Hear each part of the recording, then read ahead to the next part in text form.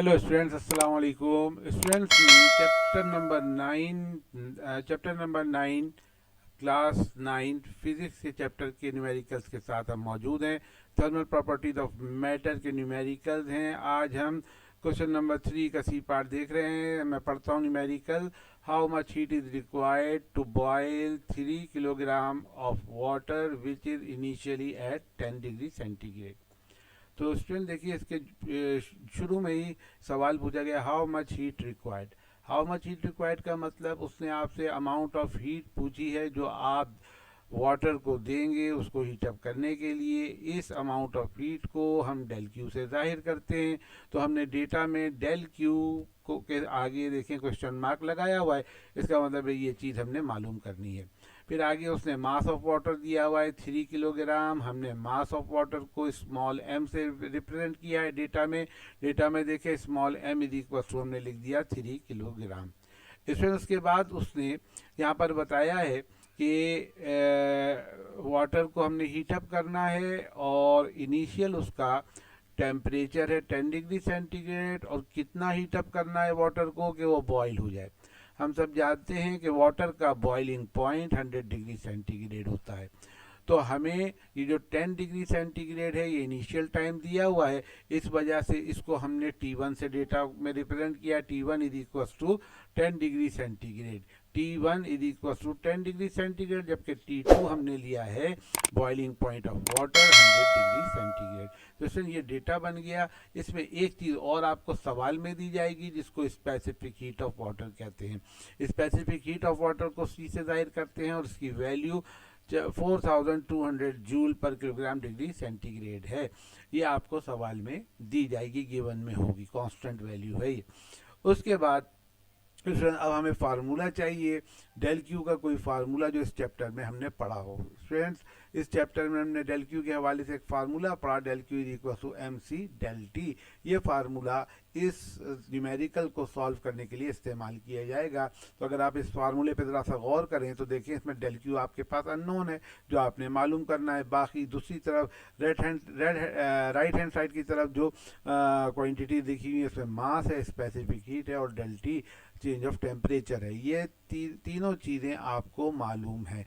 तो मैंने अगले स्टेप में डेल क्यू को ऐसे लिख दिया, del Q is equal to M C और डेल टी की जगह मैंने लिखा T2 माइनस T1। उसके बाद मैंने ऊपर से तमाम वैल्यूज जो डेटा में गिवन थी वो वैल्यूज लाके इस फार्मूले में रखी, put all values in above equation. तो देखिए मैंने लिखा डेल क्यू को ऐसे ही लिखा, एम की जगह 3 लिखा, सी की जगह 4200 लिखा और फिर T2 और T1 की वैल्यूज फीड की 100 माइनस 10। तो आपके पास नेक्स्ट स्टेप में सिंप्लीफिकेशन ही करना है। अब हमने 3 को 4200 से मल्टीप्लाई किया, 12600 आ गया, इनटू 100 में से 10 माइनस किया, 90 हो गया।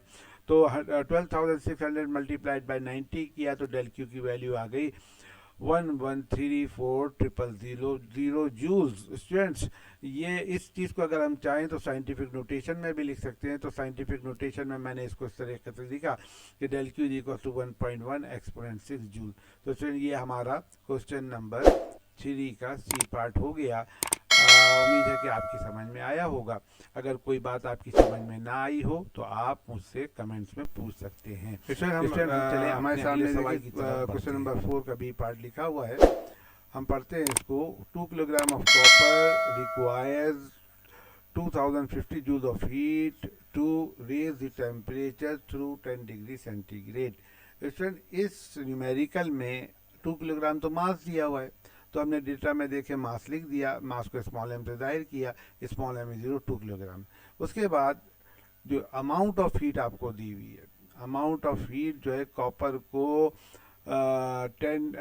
कॉपर का टेम्परेचर 10 डिग्री सेंटीग्रेड बढ़ाने के लिए जो अमाउंट ऑफ हीट दरकार है वो 2050 जूल। गोया ये डेल क्यू दी हुई है। इस चीज़ के बारे में पिछले सवाल में 3C में आपसे पूछा गया था, यही हीट आपसे पूछी गई, डेल क्यू पूछी गई थी, लेकिन यहाँ आपको डेल क्यू दे दी गई है। तो स्टूडेंट्स के बाद उसने कहा कि अगर हम 2 किलोग्राम कॉपर का टेम्परेचर 10 डिग्री सेंटीग्रेड तक बढ़ाएं। तो इसमें ये जो लिखा हुआ है ना टेम्परेचर थ्रू 10 डिग्री सेंटीग्रेड, ये बेसिकली आपको कोई एक टेम्परेचर नहीं दिया हुआ, बल्कि ये डेल्टी की वैल्यू दी हुई है कि आप कितना डिफरेंस लाना चाहते हैं टेम्परेचर में थ्रू 10 डिग्री सेंटीग्रेड। का मतलब ये है कि डेल्टी 10 डिग्री सेंटीग्रेड है, ये चेंज ऑफ टेम्परेचर की वैल्यू। बस यही ज़रा सी समझने वाली बात इस न्यूमेरिकल में। और आपसे हीट कैपेसिटी पूछिए, इसमें देखिए हीट कैपेसिटी और स्पेसिफिक हीट में फ़र्क है। स्पेसिफिक हीट अगर पूछी होती तो मास इन्वॉल्व होता, जो फार्मूला हमने पिछले सवाल में लगाया था, del Q equals to M C del T, वहाँ सी की वैल्यू वहाँ से अगर निकालते तो del Q upon M del T होती। लेकिन क्योंकि इसने सवाल में हीट कैपेसिटी का जिक्र किया है और इस चैप्टर में आपने हीट कैपेसिटी का फार्मूला पढ़ा है, तो फार्मूले में देखें हीट कैपेसिटी का फार्मूला मैंने सी से रिप्रेजेंट किया है और C is equal to del Q upon del T लिखा हुआ है, ये फार्मूला लगेगा इस सवाल में।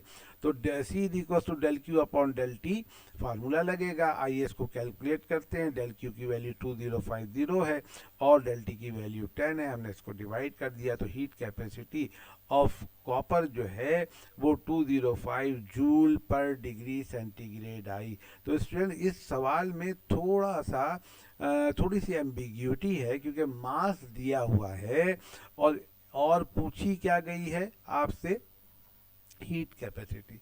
तो हमने हीट कैपेसिटी को सी, अच्छा हम अगर चाहें तो इसकी स्पेसिफिक हीट भी निकाल सकते हैं। स्पेसिफिक हीट निकालने के लिए आपको C equals to del Q upon M del T लगाना पड़ेगा।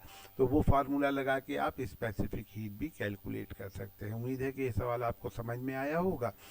स्टूडेंट अगर आपको वीडियो पसंद आई तो लाइक करें और अपने दोस्तों के साथ इसको शेयर करें ताकि और लोगों का भी फ़ायदा हो सके।